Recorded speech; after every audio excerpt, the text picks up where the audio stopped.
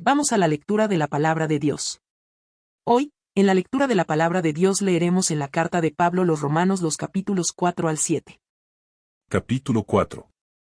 ¿Qué, pues, diremos que halló Abraham, nuestro padre según la carne? Porque si Abraham fue justificado por las obras, tiene de qué gloriarse, pero no para con Dios. ¿Por qué dice la Escritura? Creyó Abraham a Dios, y le fue contado por justicia. Pero al que obra, no se le cuenta el salario como gracia, sino como deuda. Mas al que no obra, sino cree en aquel que justifica al impío, su fe le es contada por justicia. Como también David habla de la bienaventuranza del hombre a quien Dios atribuye justicia sin obras. Diciendo, bienaventurados aquellos cuyas iniquidades son perdonadas y cuyos pecados son cubiertos. Bienaventurado el varón a quien el Señor no inculpa de pecado. Es, pues, esta bienaventuranza solamente para los de la circuncisión o también para los de la incircuncisión. Porque decimos que a Abraham le fue contada la fe por justicia. ¿Cómo, pues, le fue contada? ¿Estando en la circuncisión o en la incircuncisión? No en la circuncisión, sino en la incircuncisión. Y recibió la circuncisión como señal, como sello de la justicia de la fe que tuvo estando aún incircunciso, para que fuese padre de todos los creyentes no circuncidados. A fin de que también a ellos la fe les sea contada por justicia. Y padre de la circuncisión, para los que no solamente son de la circuncisión, sino que también siguen las pisadas de la fe que tuvo nuestro padre Abraham antes de ser circuncidado. Porque no por la ley fue dada a Abraham o a su descendencia la promesa de que sería heredero del mundo, sino por la justicia de la fe. Porque si los que son de la ley son los herederos, vana resulta la fe y anulada la promesa. Pues la ley produce ira, pero donde no hay ley, tampoco hay transgresión.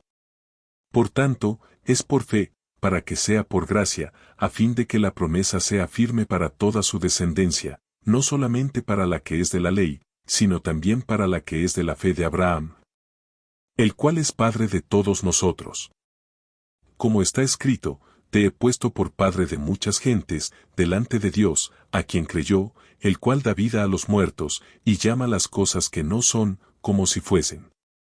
Él creyó en esperanza contra esperanza, para llegar a ser padre de muchas gentes, conforme a lo que se le había dicho, así será tu descendencia. Y no se debilitó en la fe al considerar su cuerpo, que estaba ya como muerto, siendo de casi 100 años, o la esterilidad de la matriz de Sara. Tampoco dudó, por incredulidad, de la promesa de Dios, sino que se fortaleció en fe, dando gloria a Dios. Plenamente convencido de que era también poderoso para hacer todo lo que había prometido. Por lo cual también su fe le fue contada por justicia. Y no solamente con respecto a él se escribió que le fue contada, sino también con respecto a nosotros a quienes ha de ser contada, esto es, a los que creemos en el que levantó de los muertos a Jesús, Señor nuestro. El cual fue entregado por nuestras transgresiones y resucitado para nuestra justificación. Capítulo 4. Justificados, pues, por la fe, tenemos paz para con Dios por medio de nuestro Señor Jesucristo. Por quien también tenemos entrada por la fe a esta gracia en la cual estamos firmes, y nos gloriamos en la esperanza de la gloria de Dios. Y no solo esto, sino que también nos gloriamos en las tribulaciones, sabiendo que la tribulación produce paciencia. Y la paciencia, prueba, y la prueba, esperanza. Y la esperanza no avergüenza, porque el amor de Dios ha sido derramado en nuestros corazones por el Espíritu Santo que nos fue dado. Porque Cristo, cuando aún éramos débiles, a su tiempo murió por los impíos. Ciertamente, apenas morirá alguno por un justo, con todo, pudiera ser que alguno osara morir por el bueno. Mas Dios muestra su amor para con nosotros, en que siendo aún pecadores, Cristo murió por nosotros. Pues mucho más, estando ya justificados en su sangre, por él seremos salvos de la ira. Porque si siendo enemigos, fuimos reconciliados con Dios por la muerte de su Hijo, mucho más, estando reconciliados, seremos salvos por su vida. Y no solo esto, sino que también nos gloriamos en Dios por el Señor nuestro Jesucristo, por quien hemos recibido ahora la reconciliación. Por tanto, como el pecado entró en el mundo por un hombre, y por el pecado la muerte, así la muerte pasó a todos los hombres, por cuanto todos pecaron. Pues antes de la ley, había pecado en el mundo, pero donde no hay ley, no se inculpa de pecado.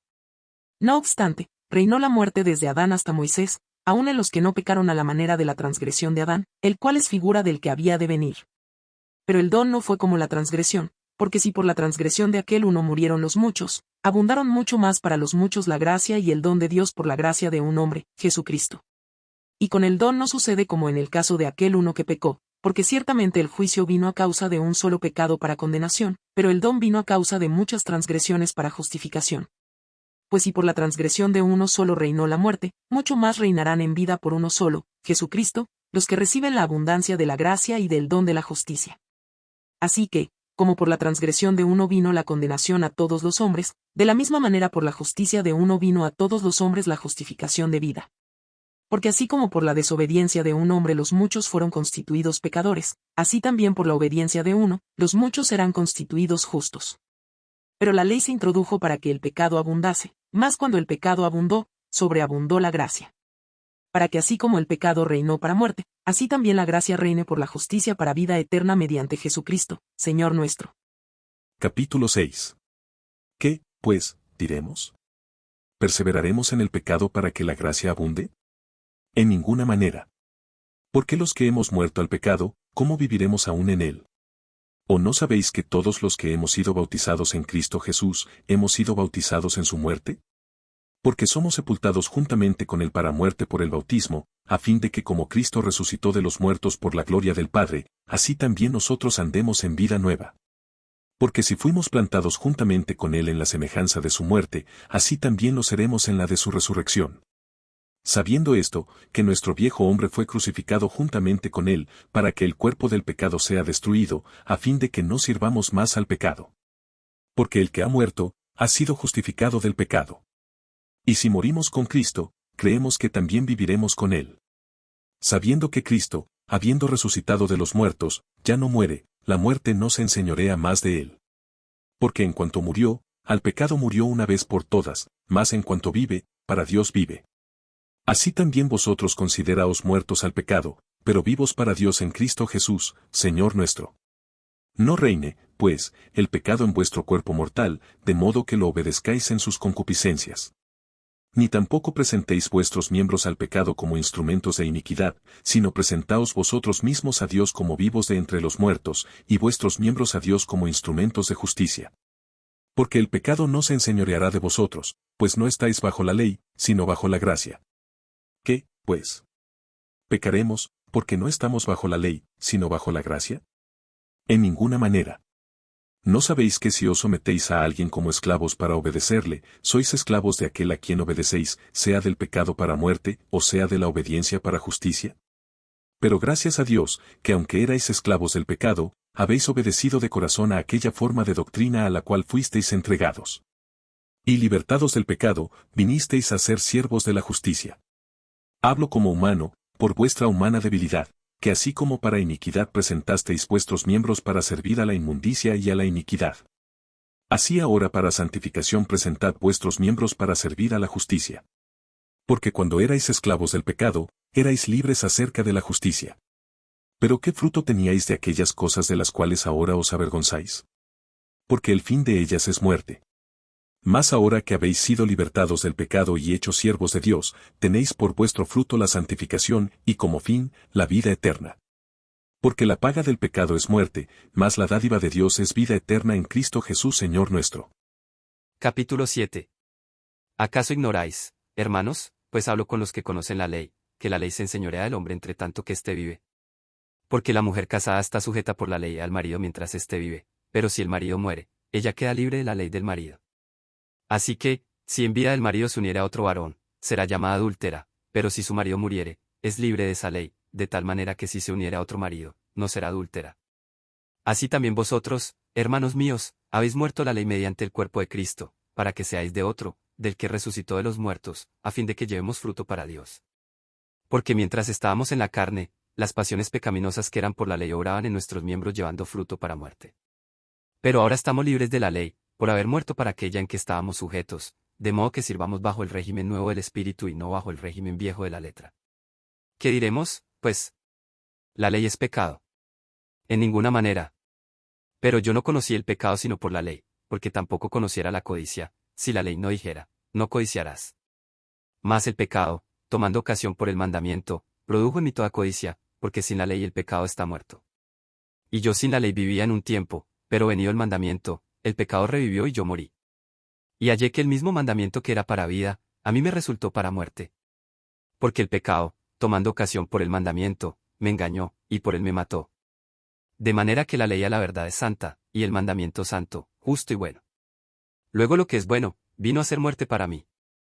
En ninguna manera, sino que el pecado, para mostrarse pecado, produjo en mí la muerte por medio de lo que es bueno, a fin de que por el mandamiento el pecado llegase a ser sobremanera pecaminoso.